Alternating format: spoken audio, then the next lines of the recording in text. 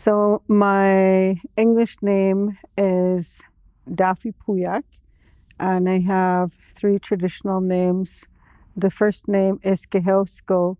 The second name is Ugamau Mikapeasusko, and the third one Ukitsitausko. Keheusko means eagle woman. Ugamau Mikapeasusko, it means leading red thunderbird woman. And Ukitsitausko is warrior woman, helper of the lodges.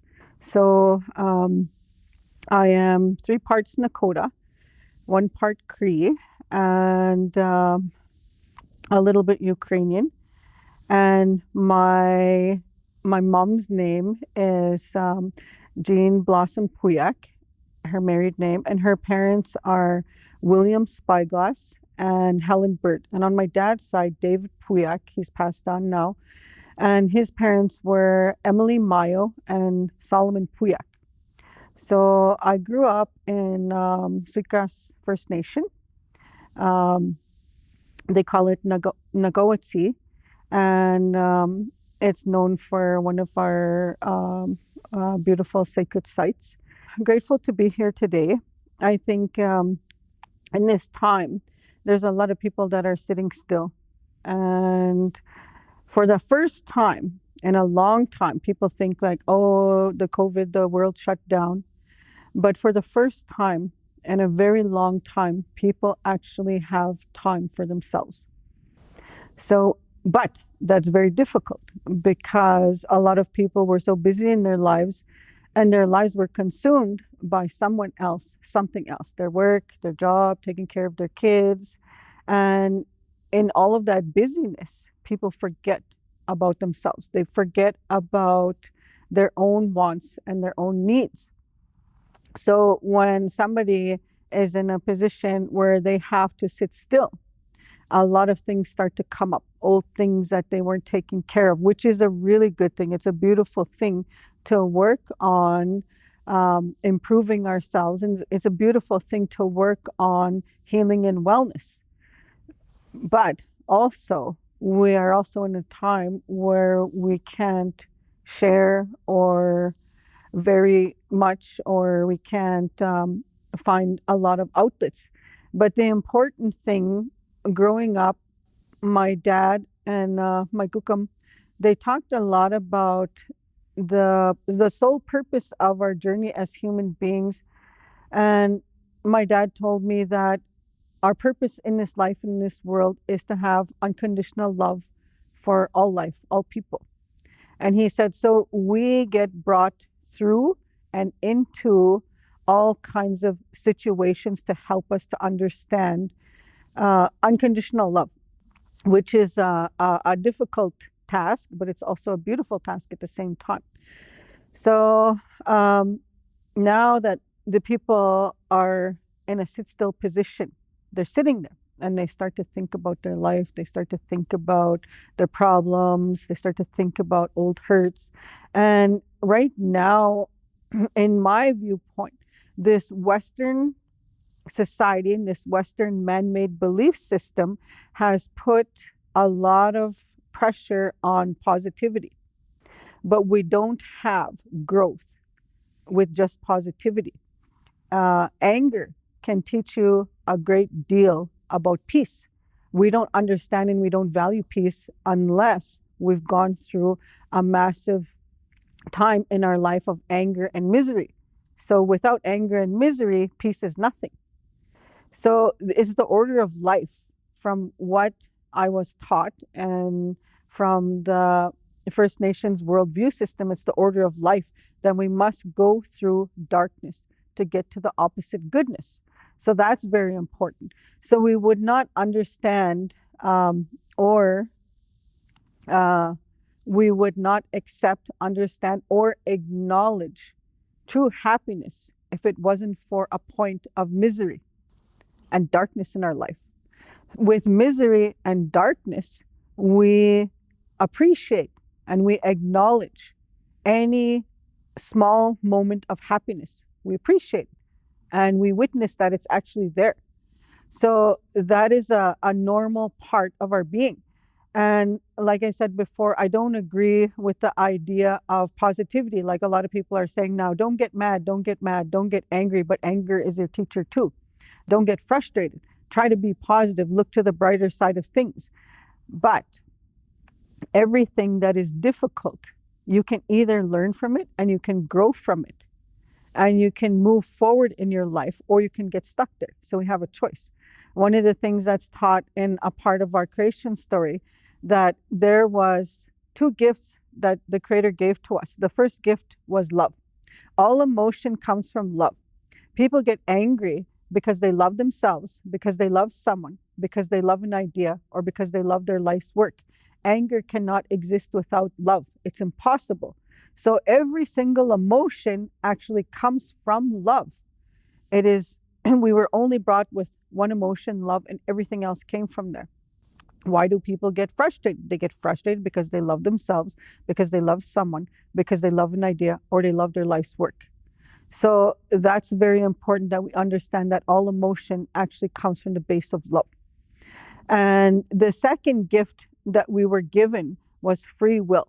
And that's not spoken enough about, the power of free will, that we get to choose every day how we live, how we act, and how we react to all situations that come our way. So we get to choose. You can choose to not take things personal. You can choose to try to understand someone that you might have a disagreement with. You can choose to try to think of why they are the way they are. And when we choose to try to understand why someone is the way they are and not take it personal, we start to grow compassion. We take a look at their life, their childhood. Maybe we even ask them what's going on. And so true compassion comes from knowledge. So we have to have an understanding. That's where it starts. Compassion comes from understanding. So we can look at a lot of different people all over and we can think, oh, this is a mean person. This person's really angry or miserable. But a lot of times, most people, they just stop there. They stop at the judgment of, this is a mean person, this is an angry person. We don't stop and think, I wonder what happened to this person today. Maybe they had a disagreement with somebody in their family. Maybe they're grieving right now. Maybe they have a lot of old hurt and old pain that they do not know how to release, that they do not understand the process of release work. And release work is very important. Like in our traditional belief systems, we pray and we ask, what has the anger come to teach me? We ask ourselves, what is this anger trying to teach me about myself? We ask ourselves through every difficult situation, why is this here? And what can I learn from it? Why is it here? And what can I learn? And how can I use this to help myself to grow and move forward? So we cannot move forward and learn from any difficult emotion without acceptance. So positivity, it's not always such a good thing, because when people think, I have to have a positive mind, I have to have a positive mind, then they deny. They're in denial about their hurt. They're in denial about their pain. They're in denial of your anger.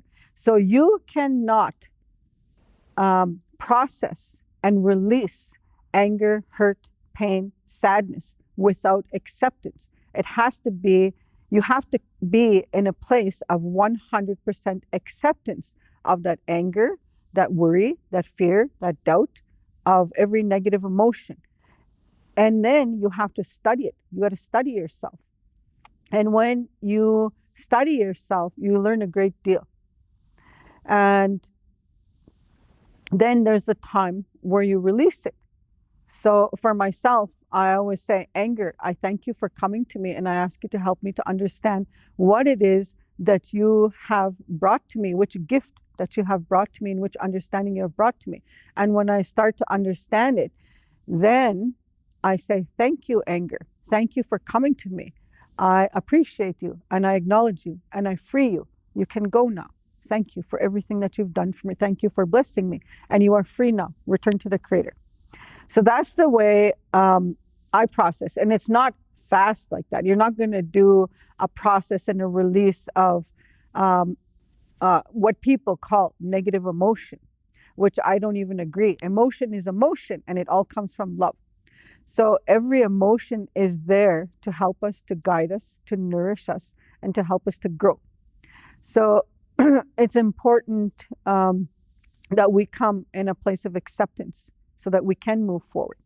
I think that in this time, that's very much needed. It's very much needed. I've seen it within myself. I've had a lot of old hurts throughout the COVID and staying home and sitting, having that time with myself. There was a lot of things that came up and that I had the chance to work on, to process, and to clear and release. So it's been a really beautiful time of really accepting and acknowledging myself. It's been a very beautiful time of processing and taking that time for myself. So we don't realize that processing and acknowledging and accepting and releasing all emotion is an act of love. It's an act of self-love. So when we do things for ourselves that we genuinely enjoy, whether it's talking on the phone with friends, we're telling ourselves, I need a friend, so I'm going to call somebody or I'm going to FaceTime somebody. So you are acknowledging yourself. That is an act of self-love. So when you do things, maybe they're arts or crafts, something that you had in mind, renovating your home, whatever, that is an act of self-love. Doing the things that are bringing you joy is an act of self-love. Doing the things that are going to better you is an act of self-love. So we are sitting in a time where you have a choice. You can do the work and you can work on and continually seek acts of self-love for yourself. Or you can sit there in a place and you can be stuck. We have choice. You're not stuck. We're not stuck. Nobody is stuck. I think that's a really important message at this time for all people all over. And just to also, in this time, like I did renovations on my house, and in this time I realized that there was many things that I did not appreciate in my home or in my life because I was so busy working and I was so busy traveling and I was so busy doing all of these things. So my home began to be a little bit run down. So I had the opportunity and the chance to make order and to clear out the things that I no longer needed. So is a time for physical clearing, to work on organizing and cleaning your home. Because when our homes are organized, we feel good. When our homes are getting cleared out, it's the same way with our spiritual, physical, emotional being. We feel good when we work on the process of releasing emotion and also inviting the opposite goodness. So that's one part that I forgot. When it comes to process and release, if you're going to do a process and release of anger, when you're done and you free that anger from your body, then you then invite the opposite goodness into you to fill that empty space. So whether you're releasing anger, when you're finished with the process and the releasing, you can also ask Creator and Mother Earth, bless me with peace. So you need to fill that empty space with something beautiful. So healing and release work, I think a lot of people in this time, they think it's very complex. They think also that the spirituality is complex, but it's really not. It's very simple. And it's very easy to understand. There's not a lot of difficulty when it comes to emotional wellness or spiritual wellness. And also in this time, I realized that, we go all over and we see all of these, seminars and workshops of healing and wellness. And a lot of those workshops are speaking on, emotional wellness, mental wellness, And there's a lot of things coming up for physical wellness. Like you go onto the internet and you see all these ads for, exercise. You see these ads for healthy eating, healthy living. And then you take a look around, you'll very seldomly see anything that has to deal with spiritual wellness. And what is spiritual wellness? What is that? Spiritual wellness, from my point of view, is the understanding, and this is from learning about the creation stories. Spiritual wellness is the understanding of we are the children of Creator and Mother Earth. So in our traditional belief systems, that is really what we believe.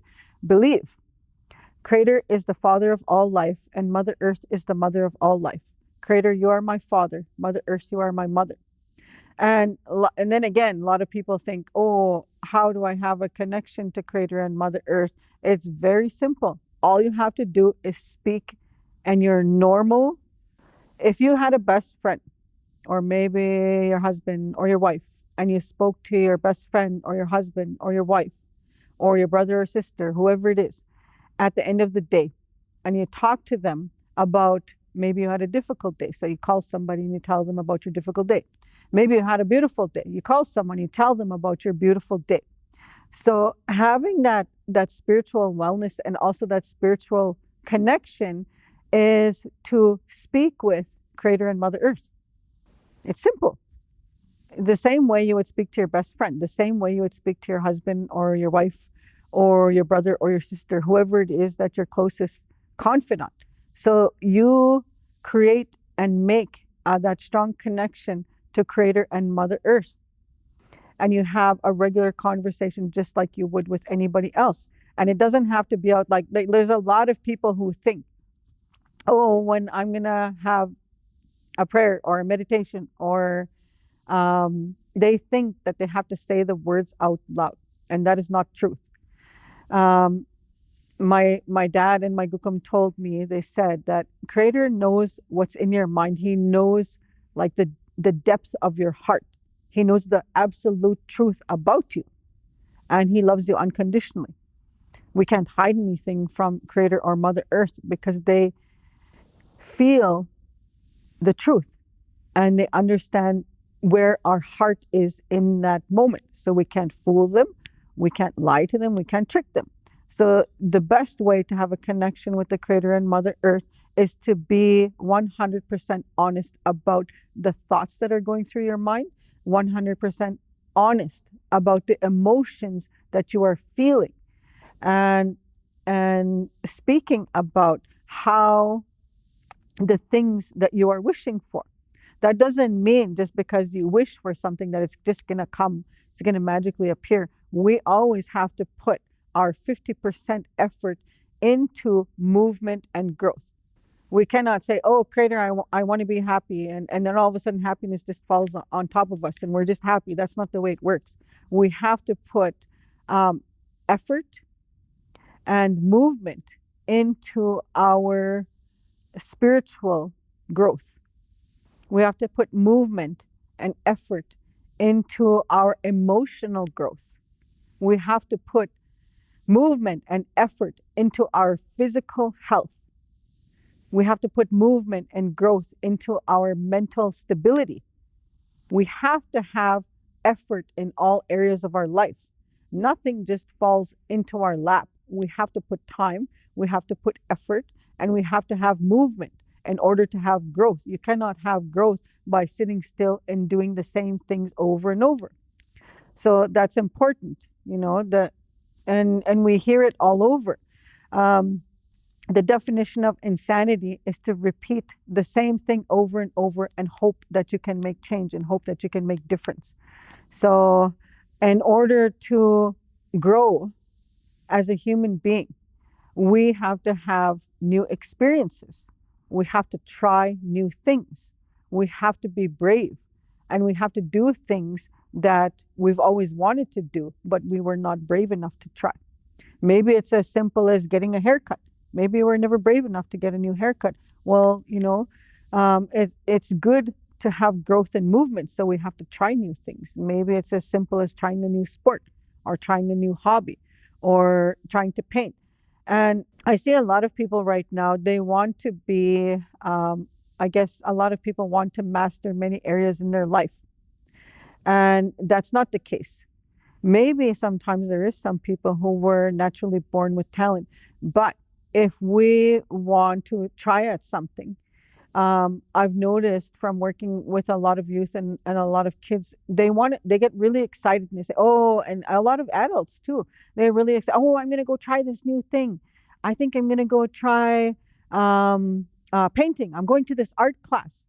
And all of a sudden they go to the art class and they have very high expectations for themselves. And then they're in the art class and they're looking at everybody else's art and then they're comparing it to theirs. And oh, I'm not even good at painting.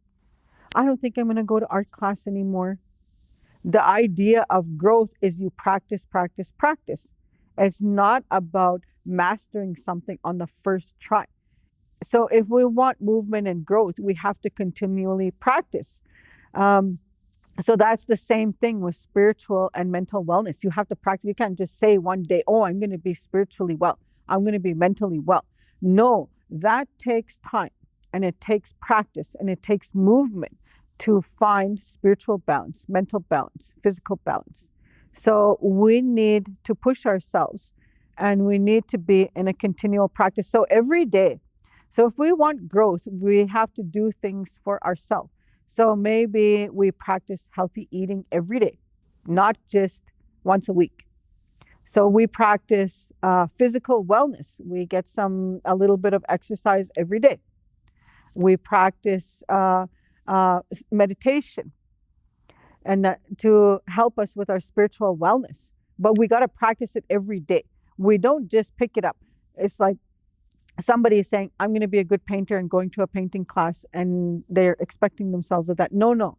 But if you keep going to that art class and you never miss a class, I guarantee that maybe after a short while or maybe a long while, you will become a good artist. If you are dedicated, anything that you are dedicated to in life, you will reap the benefits of what you're dedicated to. So we must be dedicated not just to physical wellness, we must be dedicated to mental wellness. We must be dedicated to spiritual wellness. So that's important that we have that dedication and that we practice daily in all areas of our life when it comes to healing and wellness.